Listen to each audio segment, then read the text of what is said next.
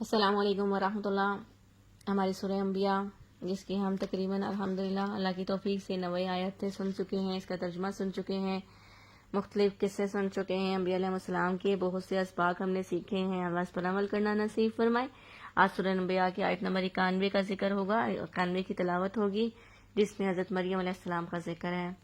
آیت اس کے اندر ایک ہی ہے۔ اس صورت کے اندر حضرت مریم علیہ السلام کے بارے میں زیادہ تر تفصیل اس کی سورہ آل عمران کے اندر، سورہ مریم کے اندر مختلف جگہ قرآن میں آتی ہے۔ چلیں اس آیت کی تلاوت سن لیتے ہیں، پھر ترجمہ۔ والتي أحصنت فرجها فنفخنا فيها من روحنا وجعلناها وابنها آية للعالمين۔ شروع اللہ کے نام سے جو بڑا مہربان نہایت رحم کرنے والا ہے۔ اور وہ پاک دامن بیوی جس نے اپنی عصمت کی حفاظت کی اور ہم نے اس کے اندر اپنی روح پھونک دی اور خود انہیں ان کے لڑکے کو تمام جہانوں کے لیے نشانی بنا دیا۔ اب یہاں سے پاک دامن بیوی سے مراد حضرت مریم علیہ السلام ہیں۔ اللہ کی بڑی برگزیدہ پاک دامن بندی تھی اللہ کی۔ حضرت مریم علیہ السلام کی پرورش جو ہے ان کے خالو نے کی تھی۔ حضرت مریم علیہ السلام کے والد کا نام حضرت عمران تھا۔ حضرت عمران بیت المقدس کے امام تھے اور ان کی اہلیہ کا نام حنا تھا۔ ان کے یہاں کوئی اولاد نہیں تھی۔ انہوں نے اللہ تعالیٰ سے نظر مانی تھی کہ اللہ تعالیٰ جب ہمارے یہاں کوئی اولاد ہوگی تو ہم اسے بیت المقدس کی خدمت کے لیے وقف کر دیں گے۔ جب حضرت مریم علیہ السلام پیدا ہوئی تو حضرت عمران کا انتقال ہو گیا تھا۔ حضرت حنا کے بہنوئی کا نام تھا حضرت ذکریا علیہ السلام۔ حضرت ذکریا علیہ السلام حضرت مریم کے خالو تھے۔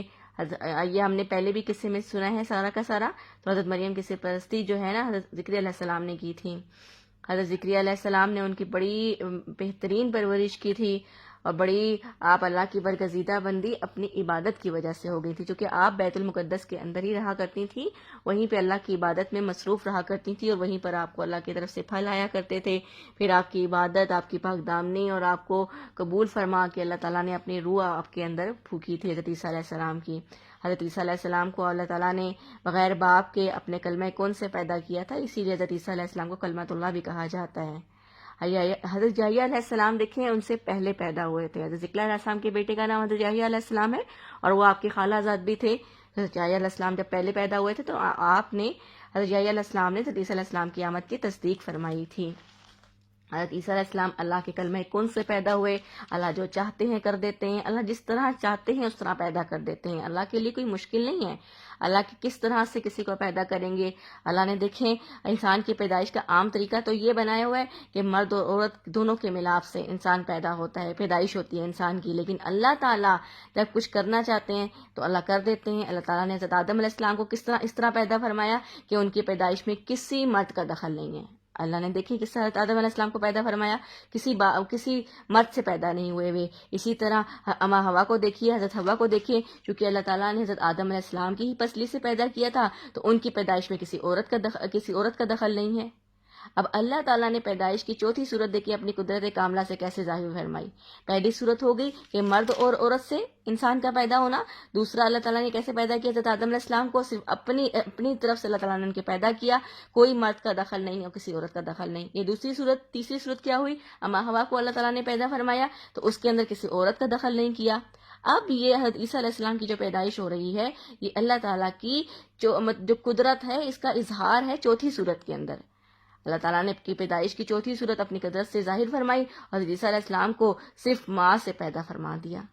اس سے ایک تو اللہ تعالیٰ کی قدرت کا مظاہرہ مقصود ہو جاتا ہے، دوسرے حضرت عیسیٰ علیہ السلام ایک پیغمبر کی حیثیت سے لوگوں کے لیے تشریف لا رہے تھے۔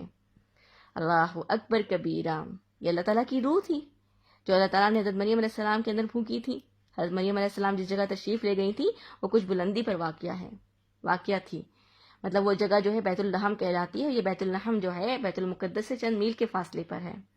وہاں پر ایک فرشتہ آپ سے ہم کلام ہوا تھا حضرت مریم علیہ السلام سے، اور آپ کو اس طرح سے اللہ تعالیٰ نے حضرت عیسیٰ علیہ السلام کا ظہور فرمایا، آپ کی پیدائش فرمائی۔